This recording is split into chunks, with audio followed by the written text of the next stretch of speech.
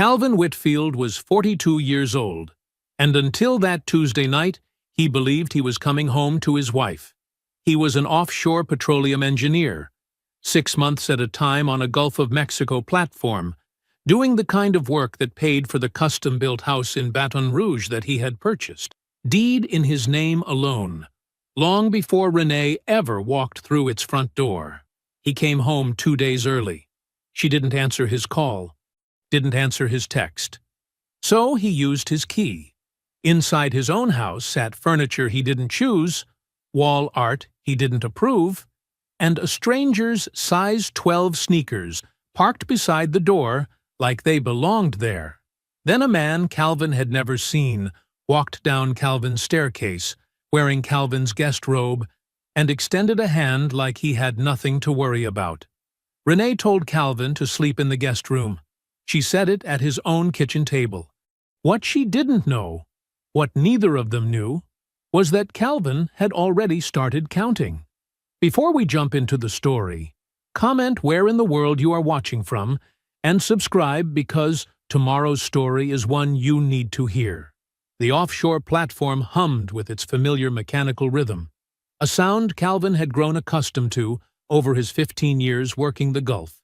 He stood at the railing, watching the late afternoon sun paint the water in shades of gray and silver. Around him, the evening crew moved with practiced efficiency, each person knowing their role in the complex dance of maintaining the massive structure. Calvin checked his phone again. Still no response from Renee. The last text he'd sent sat unanswered. Heading home early. Should be there Tuesday night. He tucked the phone back into his coveralls, feeling the worn edges of his real estate law reference book in the same pocket. The book had become something of a talisman over the years, a reminder that understanding the fine print mattered. The helicopter ride to shore was smooth. The pilot's someone Calvin had flown with dozens of times before. They exchanged their usual brief nods. Out here, competence spoke louder than words. As they lifted off, Calvin watched the platform shrink against the horizon, his mind already shifting toward home. The drive from New Orleans started just as the sun was setting. Calvin settled into the rhythm of the highway, his truck eating up the miles as his thoughts wandered through the past 5 years. He remembered the day he'd met Renee at that backyard barbecue, her laugh carrying across the crowd, the way she'd made everyone feel like the most interesting person in the world. She'd done that for him, too, in the beginning. The marriage had been good, those first 3 years. They'd built something together. Or so he'd thought. The event planning business had been her dream, and he'd been proud to help make it real. $40,000 from his savings, carefully accumulated through long rotations offshore. He'd trusted her with it completely. But something had shifted, subtle at first. Phone calls grew shorter, video chats more perfunctory. When he tried to discuss the business finances, Renee would wave him off with increasing irritation. "You don't need to micromanage everything," she'd say. "The business is doing fine." Calvin passed through Baton Rouge's outskirts, muscle memory guiding him through familiar turns. He was good at solving problems. It was literally his job, keeping complex systems running smoothly in one of the most unforgiving environments on Earth. But this felt different. The signs were there, but he couldn't quite read them, couldn't quite bring himself to name what they might mean. He thought about the house as he drove, every decision that had gone into building it, every contractor he'd vetted, every payment he'd made, the custom cabinets in the kitchen, the extra-large garage that could fit both their vehicles, plus his workshop, the covered back patio where they'd planned to host family gatherings. He'd built it all 2 years before meeting Renee, but he'd always thought of it as their future together. The subdivision was quiet as he turned onto his street. Most windows were dark, his neighbors already settled in for the night. Calvin slowed as he approached his driveway, headlights sweeping across an unfamiliar black truck parked in his usual spot. It was a newer model, well-maintained, with a gym bag visible through the back window. He pulled up behind it. letting his engine idle for a moment. The house lights were on inside, warm and welcoming through the windows. But something felt wrong. The truck shouldn't be there. The silence from Renee shouldn't have stretched this long. Calvin killed his engine and sat in the darkness of his cab. The truck's presence felt like a question he didn't want to answer. Through the front window, he could see movement inside his house, shadows passing through rooms he'd built with his own money, his own careful planning. He checked his phone one last time. Still no response from Renee. The time showed 9:47 p.m. His hand rested on the door handle, not yet pulling it. The night air was humid, typical for Louisiana this time of year. The kind of weather that made everything feel heavier, more significant. Calvin watched his house, and waited, letting the moment stretch out like the platform's shadow across the Gulf water at sunset. Then, with the same deliberate movement he used for every important task in his life, he opened his truck door and stepped out into the night. Calvin's key slid into the lock, the same lock he'd installed himself 3 years ago. The door opened silently on well-maintained hinges. He stepped inside, and immediately his senses registered that something was wrong. The familiar layout of his home had been altered, transformed into something he barely recognized. Where his leather recliner had stood, an angular modern sectional now dominated the space. The walls, once adorned with photographs he'd carefully selected, now displayed abstract art pieces he'd never seen before. His eyes tracked the changes methodically, cataloging each violation of his space like entries in a ledger. The garage workshop items, his tools, his projects, the careful organization of 15 years of collected equipment, had been relocated. Through the garage door window, he could see boxes stacked haphazardly, his workbench pushed against the far wall as if his craftsmanship was an afterthought to be stored away. A black gym bag lay open on his hardwood floor, expensive athletic wear spilling out onto the boards he'd personally selected for their durability. Next to the front door, a pair of size 12 Nike training shoes sat casually aligned, positioned with the comfortable certainty of ownership. Calvin wore a size 10. These shoes didn't belong here, just like their owner didn't belong here. The kitchen light spilled into the hallway, and Renee emerged, wrapped in a silk robe Calvin had never seen before. Her face performed a rapid sequence of expressions. First shock at his unexpected presence, then quick calculation as she assessed the situation, finally settling into a warm smile that didn't quite reach her eyes. "Calvin!" Her voice carried forced brightness. "You weren't supposed to be back until Thursday. Why didn't you call?" "I did." His voice was quiet, steady. "You didn't answer." Before Renee could respond, footsteps sounded on the stairs. The stairs Calvin had reinforced himself when they'd creaked that first year. A man descended, tall and fit, wearing Calvin's guest robe, the thick terry cloth one Renee had given him 2 Christmases ago. The man reached the bottom of the stairs and smiled easily, as if this was the most natural situation in the world. "Hey, man, you must be Calvin. I'm Terrell." He extended his hand, his posture relaxed, almost dismissive. His entire manner suggested he expected Calvin to accept this intrusion without question. Calvin looked at the offered hand for a moment, then took it. His grip was neither weak nor challenging, just present, like everything else about him. The handshake lasted exactly as long as proper etiquette required. No longer. Renee jumped in, words tumbling out faster than her usual measured pace. "Calvin, let me explain. Terrell is a friend who's been having some issues with his apartment. It's just temporary, really. It's not what you might be thinking." "How long?" Calvin's question cut through her explanation like a blade through water. Terrell, interpreting Calvin's stillness as resignation, answered with casual confidence. "About 6 weeks now, man. Look, I know this is a little awkward." Calvin's gaze shifted to the kitchen. Without a word, he walked past both of them and made himself a cup of coffee. His movements were precise, familiar, measuring the grounds, adding the water, waiting for it to brew. He could feel them watching him, waiting for an explosion that wasn't coming. When the coffee was ready, he sat at his kitchen table, the solid oak piece he'd driven 3 hours to pick up from a craftsman in Lafayette. Terrell and Renee remained standing, their certainty beginning to show tiny cracks. Renee moved closer, her silk robe catching the kitchen light. "Calvin, we need to talk. The marriage. It hasn't been working for a while now. I've developed feelings for Terrell, and I think we need to be honest about where we are." She paused, then added with practiced gentleness, "I think it would be best if you slept in the guest room tonight, just while we figure things out."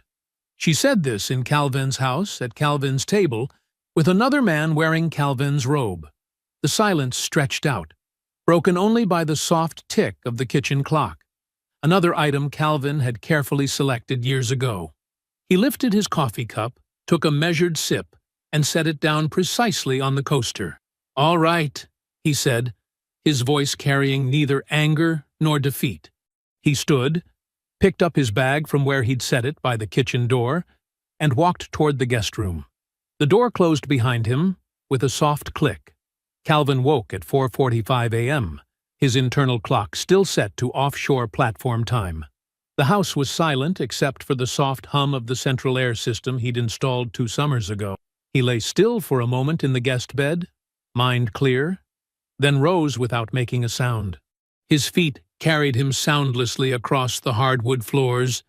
He knew every board that might creak, having laid them himself.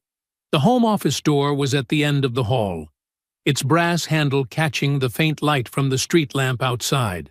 The key was where it had always been, in his wallet. Renee had asked for a copy once, claiming she needed access to the files. He'd suggested they could review anything she needed together.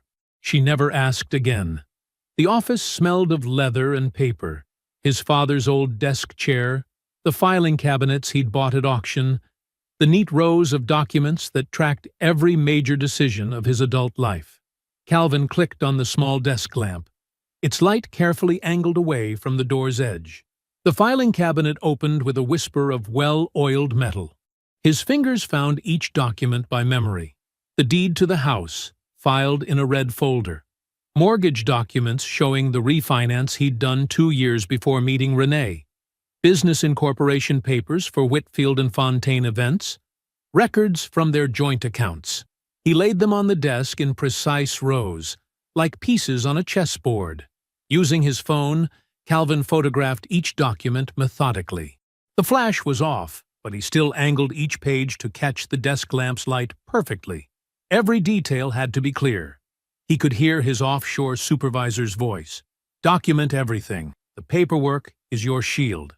By 6:15 a.m., he was sliding into a booth at the Sunrise Diner off Highland Road. The vinyl seats were cracked, but clean. The coffee strong enough to strip paint. Calvin ordered eggs, bacon, and grits from a waitress whose name tag read Miss Betty. From his truck's center console, he retrieved a small notebook, the same kind he used for equipment logs offshore.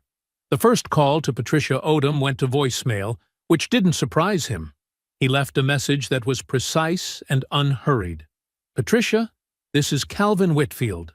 I need to verify some property ownership details. It's important. Please call when you can." The notebook lay open before him, blank page waiting.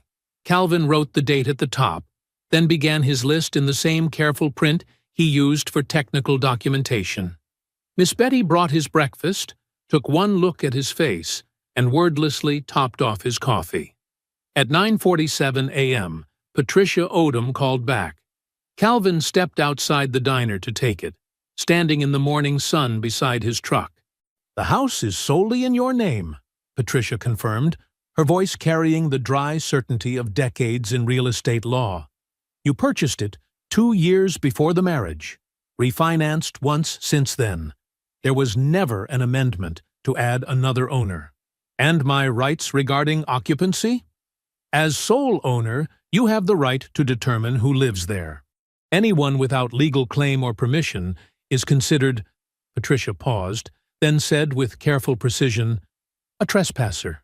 Calvin wrote the word in his notebook. Thank you, Patricia. I'll need to schedule a meeting soon. When he returned home, Renee's car was gone. Terrell's truck was absent too. Calvin went straight to the master bedroom with the spare lock he kept in his workshop supplies. The same brand as the original, because he believed in consistency. The installation took less than 15 minutes. He moved his clothes and essential items back into the master bedroom, hanging each shirt with the same care he'd used when he first bought them. When he finished, he sat on the edge of the bed, his bed, and waited. Renee returned at 6:45 p.m. Calvin heard her car pull in, heard her key in the front door. He called down from the top of the stairs. We need to talk. Without Terrell. In the kitchen, Calvin placed 2 items on the table. The deed to the house and Patricia Odom's business card. Renee stared at them, her composure slipping for the first time since his return. This is my house, Calvin said quietly, solely and legally. Terrell has 2 weeks to find other arrangements. You have until Friday to decide if you're staying as my wife or leaving with him. Those are the only options. Renee's laugh held no humor.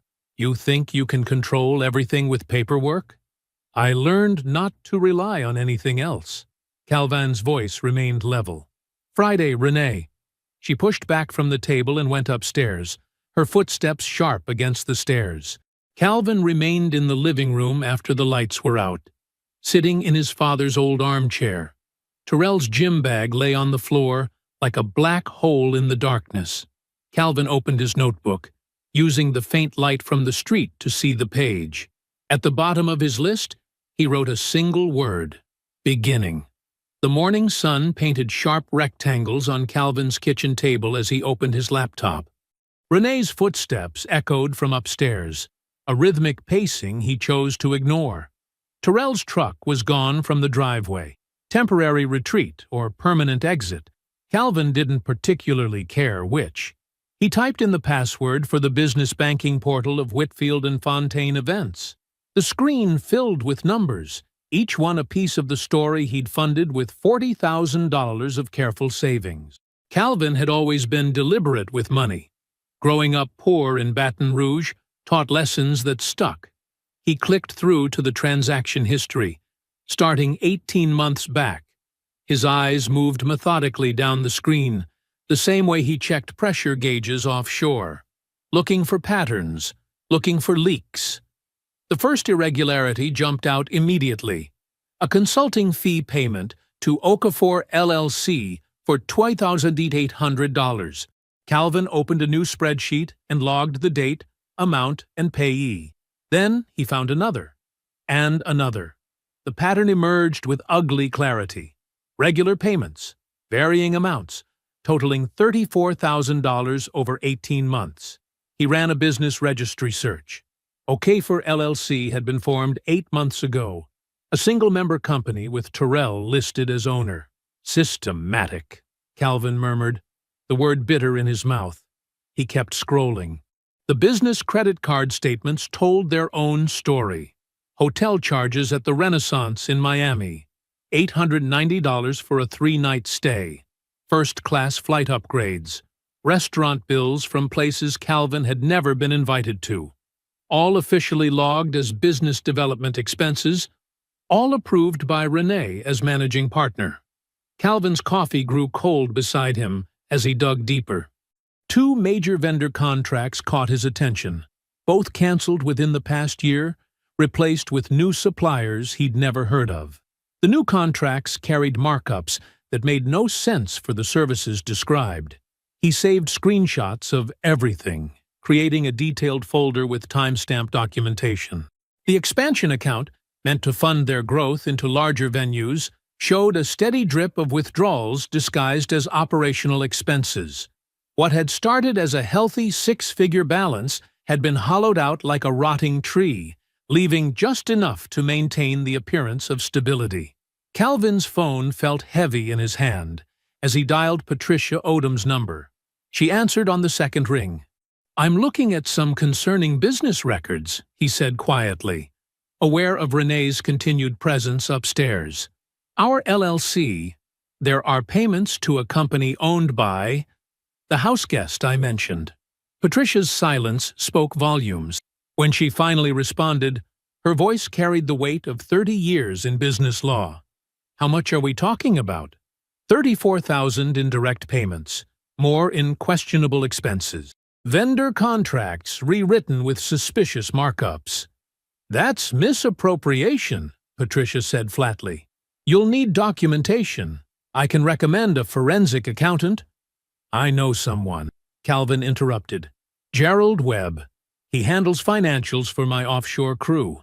Does forensic work on the side. Get him started immediately, Patricia advised. Everything needs to be documented properly for what comes next. Calvin heard Renee's footsteps approaching the stairs. I'll be in touch, he said, ending the call. He could feel her watching him from the doorway as he continued working. She didn't speak. Neither did he. The silence stretched between them like a tripwire. When she finally left, Calvin heard her car start up outside. The sound faded into the morning traffic.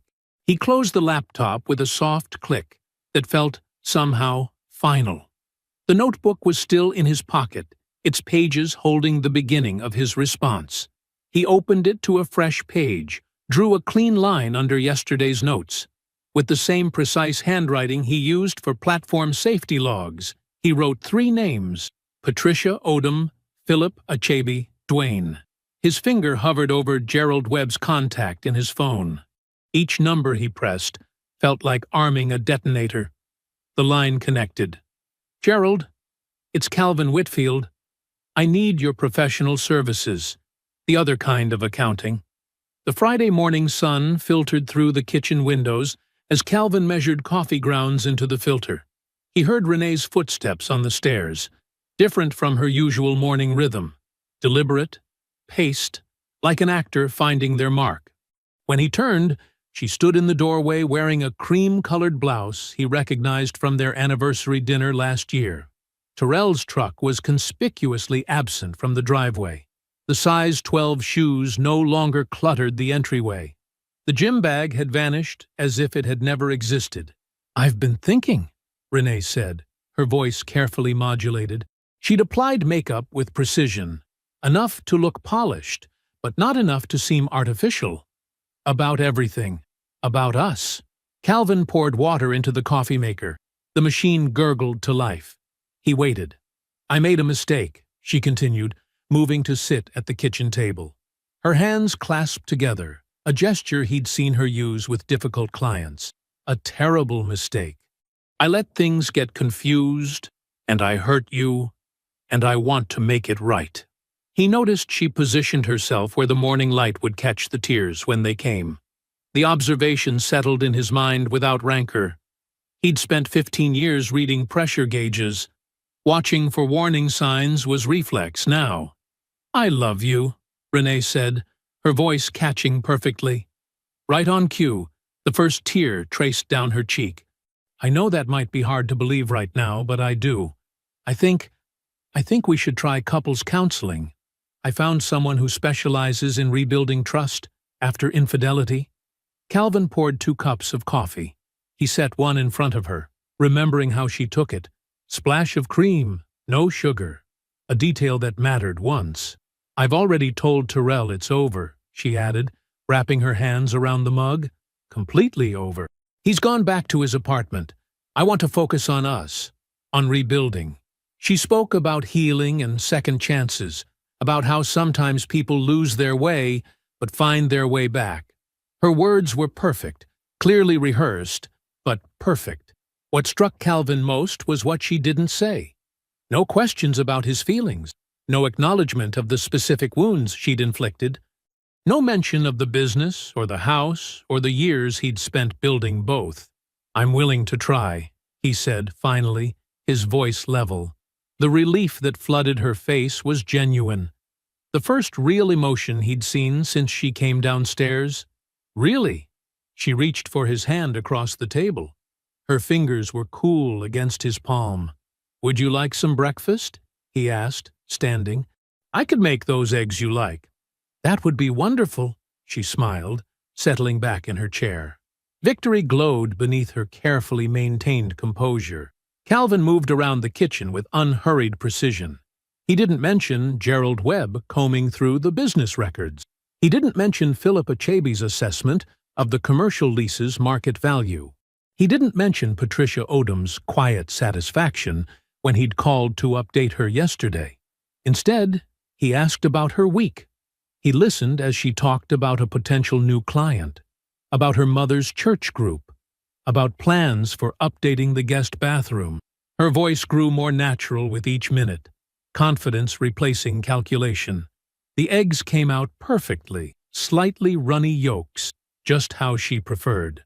She ate with visible pleasure, relaxing into what she clearly saw as a return to normal. "I was thinking," she said, finishing the last bite, "maybe we could have dinner with Mom and Dad soon. Show them we're working things out." "That sounds good," Calvin replied, collecting their plates. He watched her check her phone, already shifting mental gears toward her workday, toward the business she thought was still securely hers. After she left for the office, Calvin washed the dishes with methodical care. He dried each one completely before returning it to its proper place. The kitchen gleamed in the late morning light. His phone felt heavy in his pocket. He dried his hands on a dish towel and pulled out his notebook first.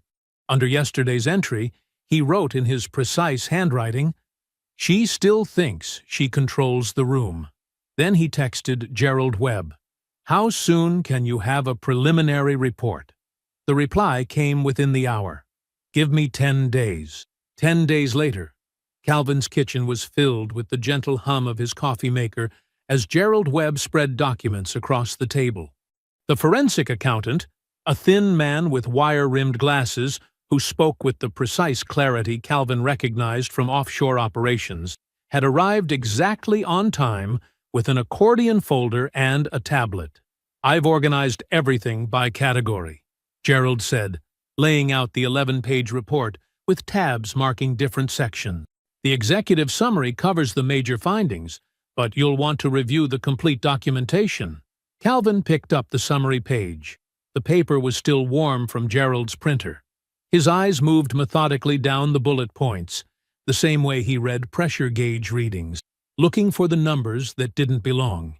He found them in the third paragraph: account number, routing number, opening balance, current balance, $61,000.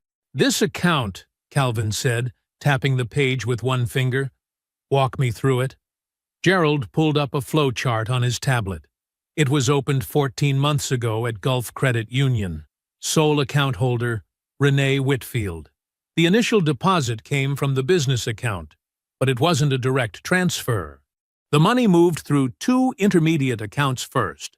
One registered to the business's cleaning service, one to a vendor I can't verify actually exists. Calvin remembered 14 months ago. He'd been on the Atlantis platform for his longest rotation, 96 days straight, because they were short-staffed, and he had the expertise they needed. He'd called Renee every night he could get a signal. She'd told him she was holding everything together. "The pattern continues," Gerald went on, scrolling through transaction records. "Small amounts, usually under $5,000, moving through different vendors before landing in this account. Always when you were offshore. The transfers stop completely during your home rotations." Calvin opened the full report. He read every page. His coffee went cold beside him. The numbers told a story in stark black and white. While he was reading pressure gauges 300 miles out in the Gulf, Renee had been building an escape fund with the same methodical patience he applied to maintaining critical systems. The business he'd capitalized had been her vessel. His absences had been her cover. He reached for his phone and called Patricia Odom. "I'm looking at a savings account," he said when she answered. "Opened 14 months ago.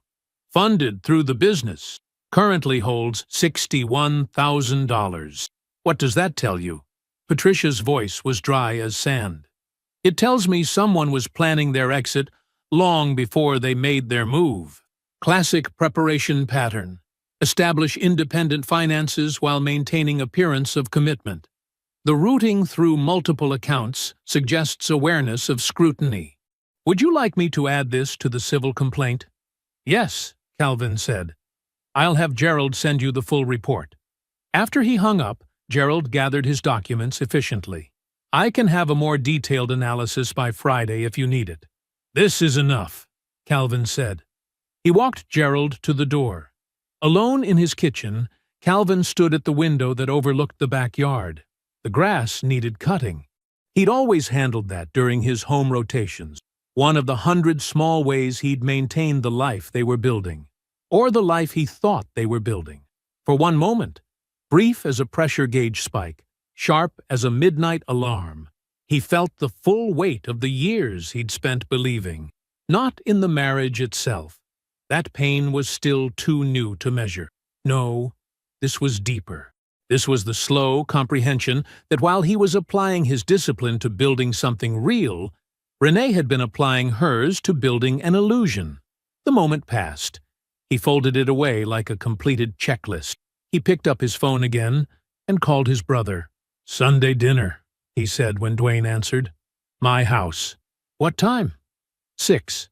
Bring Patricia and Philip." "That bad?" "That clear," Calvin corrected. He hung up and opened his notebook. The sun was setting when Renee's car pulled into the driveway. He heard her heels on the walkway, the key in the door, the rustle of her putting away her coat. "How was your day?" she asked, finding him in the kitchen. Her smile was practiced, perfect, productive, Calvin said. He meant it. Sunday afternoon light slanted through Calvin's kitchen windows as he checked the roast in the oven. The house filled with the warm scent of slow-cooked meat, garlic, and herbs. His mother's recipe, the one she'd taught him during those years when dinner depended on making cheaper cuts tender. Dwayne arrived first, exactly as Calvin knew he would. His brother carried himself like he always did when something serious was happening. Shoulders set, jaw tight. The look of a man ready to lift whatever needed lifting. "You cooking Mama's roast?" Dwayne asked, hanging his jacket by the door. "Seemed right," Calvin said. Philip Achebe arrived next, dress shirt crisp even on a Sunday, carrying a leather portfolio that Calvin recognized from real estate closing. They'd been roommates long enough in college to read each other's silences. Philip took one look at Calvin's face and nodded once, understanding this wasn't a social gathering. Patricia Odom's sedan pulled up last. She'd changed from her usual court suits into casual clothes, but her eyes were just as sharp as they were in her office. "I'm here as a friend," she said when Calvin opened the door. "But I brought the relevant sections of the LLC statute just in case anyone has questions." Calvin served the food without ceremony. Roast, potatoes, green beans with bacon the way his mother made them. They ate first, the conversation light and careful, everyone understanding that the real meal hadn't started yet. When the plates were cleared, Calvin opened the folder he'd kept beside his chair. He laid out the documents one by one on the kitchen table, his movements as precise as when he checked gauge readings offshore. 18 months of business records, he said, pointing to the first stack. $34,000 in consulting fees paid to Terrell Okafor's Shell, LLC. Registered 8 months ago. He set down Gerald Webb's report next. Forensic accounting shows a hidden savings account. $61,000. Opened 14 months ago while I was on extended rotation. Dwayne's hand tightened on his water glass. "I'll handle Terrell," he said, voice low and final. "No," Calvin said. "Terrell isn't the point. He's not even in the equation." Philip opened his portfolio and pulled out several sheets of commercial property data. "The storefront lease for Whitfield and Fontaine events," he said, sliding them across the table. "It's solely in your name, Calvin. Property values in that area have increased 40% since initial signing. Without your signature on renewal, there is no business location." Patricia picked up the lease documents, scanning them with practiced efficiency. "The LLC dissolution is straightforward given the documented misappropriation. My colleague Marcus handles these cases. He can file first thing Tuesday. The civil claim for recovery of funds runs parallel. She looked at Calvin. The hidden account gives us clear evidence of intent. Calvin nodded, then turned to each person in turn. Philip, I need you to quietly let your commercial real estate contacts know the lease won't be renewed. Patricia, have Marcus ready with the dissolution paperwork. I'll sign Tuesday morning. Dwayne. He paused. I need you to not do anything to Terrell. This isn't about him. What about the house? Dwayne asked, still tense but accepting the instruction. That comes last, Calvin said, after everything else is in motion. They talked through the details for another hour. Timing, sequence, documentation. Calvin took notes in his small notebook, each person's role clearly defined. When everything was settled, he thanked them individually and walked them to the door before Renee was due back from her sister's house. Alone in his kitchen, Calvin picked up his phone. He typed a single message to Renee. I'd like to have dinner with your parents Sunday. I think it's time we talked as a family. Her response lit up his screen less than a minute later. Of course. I'll set it up. Calvin set the phone face down on the table.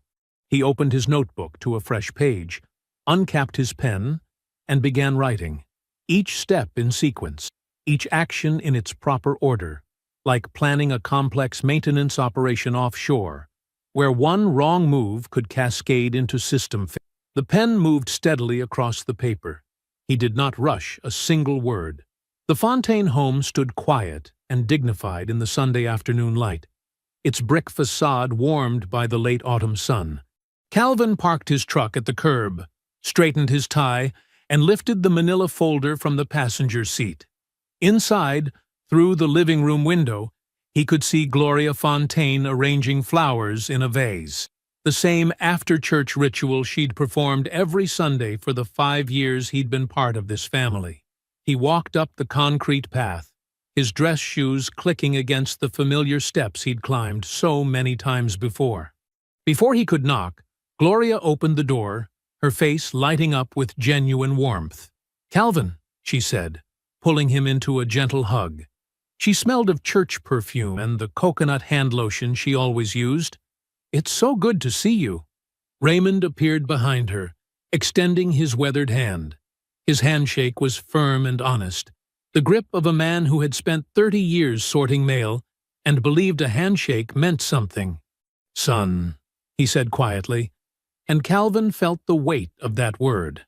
Renee was already at the dining room table, wearing a cream-colored dress he'd never seen before. She looked relaxed, confident. She had framed this dinner to her parents as a step toward reconciliation, and her smile suggested she believed her own story. The table was set with Gloria's good china, the set she only used for holiday meals and special occasions. A pot roast steamed in the center, surrounded by glazed carrots and Gloria's famous potato casserole. Calvin remembered dozens of Sunday dinners at this table, the easy conversation, the feeling of belonging.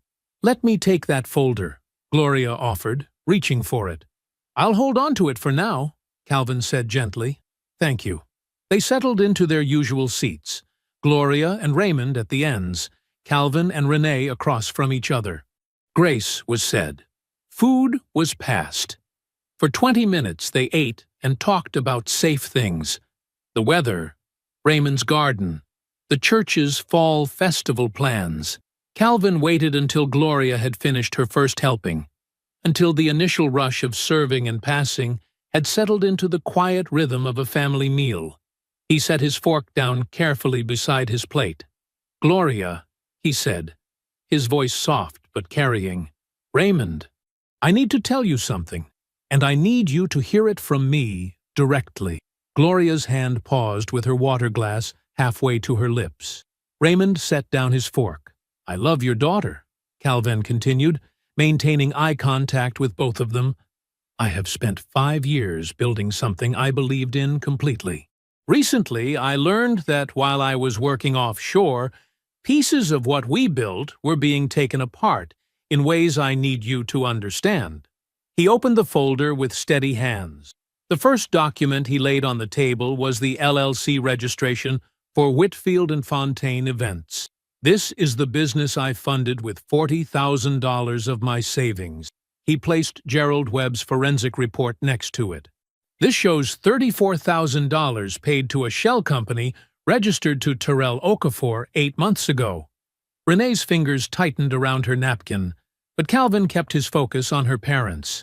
This, he said, placing another document down, is a savings account opened 14 months ago, containing $61,000 moved from the business through concealed transfers. The account is in Renee's name only. Gloria's face had gone very still. Raymond's eyes moved from the papers to his stepdaughter. "Terrell has been living in my house," Calvin said, his voice remaining level. "Not as a temporary guest with apartment troubles, as Renee told you, but as her boyfriend of several months. He was wearing my robe when I came home early." Renee stood up suddenly, her chair scraping against the hardwood floor. "This is a betrayal of my privacy," she said, her voice sharp with accusation. Calvin looked at her for the first time since he'd begun speaking. "Which privacy, Renee? The private business account you emptied? The private boyfriend you moved into my house? The private plan you built with my work while I was offshore? Renee." Gloria's voice was barely above a whisper, but it carried the weight of every Sunday dinner, every church service, every value she'd tried to instill. Raymond just looked at his stepdaughter, his expression a mixture of disappointment and something deeper, the look of a man who had spent years trying to be a father to someone who had never fully let him in. Calvin closed the folder with the same careful precision he'd used to open it. He reached into his jacket pocket and removed 2 items, a business card and a legal notice. He placed them beside his plate. "The LLC dissolution filing begins tomorrow morning," he said. "The commercial lease will not be renewed when it expires in 4 months. The house will be listed within 30 days. This is my attorney's card, and this is the formal notice of dissolution. Everything else will come through official channels." He stood, straightening his tie. "Gloria, thank you for dinner. Your cooking has always been a blessing." He turned to Raymond, extending his hand. "Sir, it has been a genuine honor to be part of your family." Raymond's handshake was firm as ever, held a moment longer than usual. No words were needed. Calvin walked to his car alone, his steps measured and unhurried. He did not look back at the house. The drive home passed in complete silence. No radio, no phone calls, just the sound of tires on pavement. When he arrived, he went straight to his home office, opened the filing cabinet, and placed the folder inside. Calvin sat at his kitchen table early Monday morning, laptop open, coffee cooling beside him. His email chimed, a message from Patricia Odom's office with PDF attachment. The LLC dissolution paperwork and civil misappropriation complaint had been filed, complete with Gerald Webb's forensic report. He read the confirmation once, carefully, then closed the laptop. The morning air was crisp as he walked through his neighborhood. Fallen leaves crunched under his feet, and the sound reminded him of paper, documents, receipts, the steady accumulation of evidence. He walked for an hour, letting the rhythm of his steps match the precision of his thoughts. By Wednesday, Renee's attorney, a young man named Marcus Dupree, who seemed more accustomed to real estate closings than civil complaints, reached out to Patricia's colleague handling the case. His tone was conciliatory, suggesting they could work something out regarding the business division. "Mr. Whitfield's position is not negotiable on the core issues," Patricia's colleague explained, her voice carrying the weight of decades of similar conversations. "The misappropriated funds must be returned in full. The hidden account is subject to the civil claim. The commercial lease will not transfer under any proposed arrangement." Marcus tried another angle. "Ms. Whitfield has built substantial goodwill in the community. Using Mr. Whitfield's capital," the attorney interrupted, "while routing funds to an undisclosed shell company. The forensic report is quite detailed." The negotiation attempts continued through the week, each one meeting the same immovable wall of documented fact. Calvin received updates, but did not engage directly. He was already focused on what came next. On Friday morning, Philip Achebe called. His voice carried the particular tone of someone delivering information they know will matter. "I had an interesting conversation with James Thibodeau at the Rivermark development," Philip said. "He was asking about commercial lease rates because Terrell Okafor told him he'd be looking for new space soon. Apparently, Terrell's been telling people the situation with you is nearly resolved, and that he and Renee will be moving into the house once you take the hint." Calvin absorbed this in silence. "He's been quite specific about it," Philip continued, "talking about where he'll put his home gym, which room will be his office. James said he seemed very certain." "Thank you," Calvin said quietly. He ended the call and opened his laptop. The formal notice to vacate, already prepared and saved in his documents folder, required only the date to be updated. He moved it 1 week earlier than the previously agreed schedule, well within his legal rights as sole owner, fully documented through Patricia's office. He sent it to Patricia for review, received her confirmation within an hour, and had it delivered to Renee by certified mail that afternoon. The following week, the event planning business began its quiet collapse. Without the lease and without operating funds, the carefully constructed facade cracked. 2 major corporate clients, unable to confirm the business's continued operation at its listed address, withdrew their contracts. Vendors, sensing instability, began requiring upfront payments that the depleted accounts couldn't cover. The social media presence Renee had built, all those perfectly staged photos, the glowing client testimonials, the carefully curated image of success, couldn't sustain the reality behind it. Clients began calling Calvin's attorney, asking about the business's status. The answers were legally precise and devastating in their clarity. Terrell, who had planned his future around inheriting both a house and a woman with a thriving business, found himself with neither. His confident predictions to James Thibodeau aged poorly in Baton Rouge's close-knit business community. On Thursday morning, Philip brought the listing agreement to Calvin's house. They sat at the kitchen table, the same table where Calvin had first opened Gerald Webb's report, and reviewed the documents together. Philip had done his research thoroughly. Comparable sales, market trends, suggested improvements for maximum return. Calvin signed in his precise handwriting. Philip stood, extending his hand across the table. "I'll have the photographer here tomorrow," Philip said. "We'll list on Monday." Calvin walked him to the door, shook his hand again, and watched his car disappear down the street. Then he turned back to the house, his house, for a little while longer, and began walking through each room slowly. The living room where he'd first seen Terrell in his robe, the kitchen where Renee had performed remorse, the home office where the evidence had waited in his filing cabinet. He touched door frames, noted paint that could use touching up, remembered what each room had meant to him before everything changed. It was time to pack. Morning sunlight streamed through Calvin's kitchen window, warming the granite countertop he'd selected himself. Every surface in his new house reflected careful choice, from the solid oak cabinets to the industrial-grade stainless steel appliances. Nothing here existed as compromise or accident. He wrapped his hands around his coffee mug, letting the warmth seep into his palms as his attorney's number lit up his phone. "Good morning, Calvin," Patricia Odom said. Her voice carried the satisfaction of completion. "I have the final update on the civil judgment. Renee has agreed to the structured repayment plan. The funds will come directly from the hidden account, managed through our office. Everything is drafted and ready for your signature." "I appreciate your work on this, Patricia," Calvin said quietly. "The courier will deliver the documents within the hour. Once you sign, this chapter is officially closed." Calvin ended the call and sat in the morning quiet. 14 months had redrawn every line of his life. The house around him, smaller than his previous home but smarter in its design, embodied the change.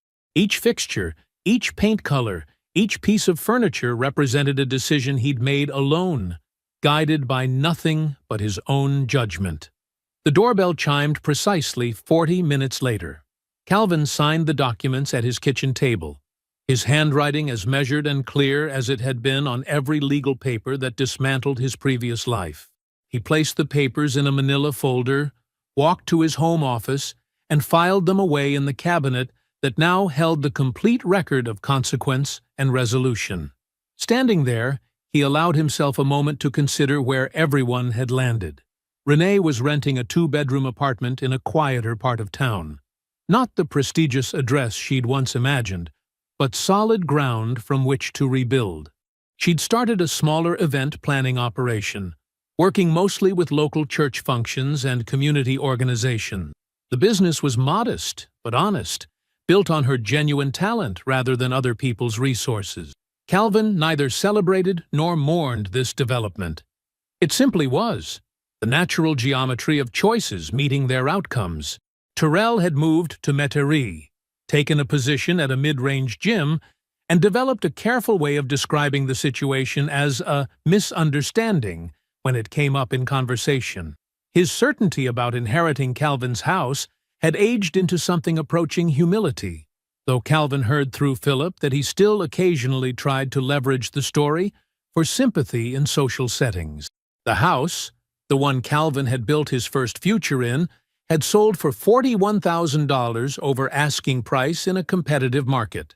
Philip Achebe had handled everything with characteristic precision, screening buyers, managing offers, ensuring clean closure. Calvin had used those proceeds as the down payment on his current property, a decision that felt like planting new roots in soil he'd tested himself. His professional life had shifted too. The promotion to senior systems manager had come with a more favorable rotation schedule.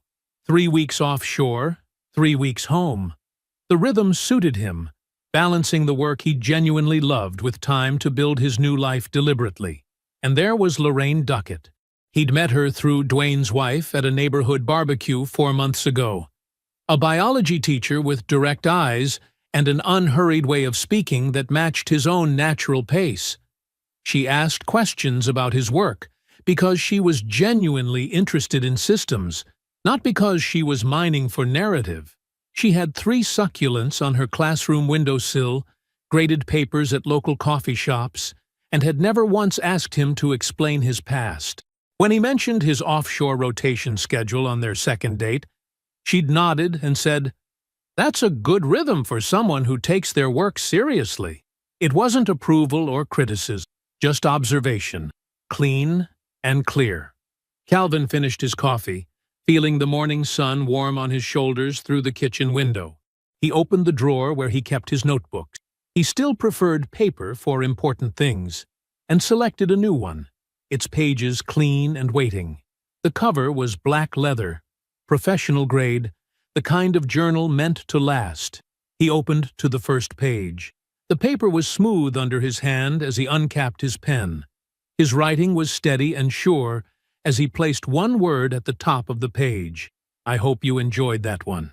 Be sure to like the video and subscribe so you don't miss the next story.